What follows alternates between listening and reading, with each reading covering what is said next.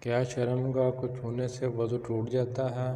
حدیث کی روشنی میں حضرت عروہ بن زبیر سے روایت ہے کہ میں نے حضرت مروان بن حکم کے پاس گیا اور ہم ناقص وضو کا ذکر کر رہے تھے، تو حضرت مروان بولے کہ شرمگاہ کو چھونے سے بھی وضو ٹوٹ جاتا ہے۔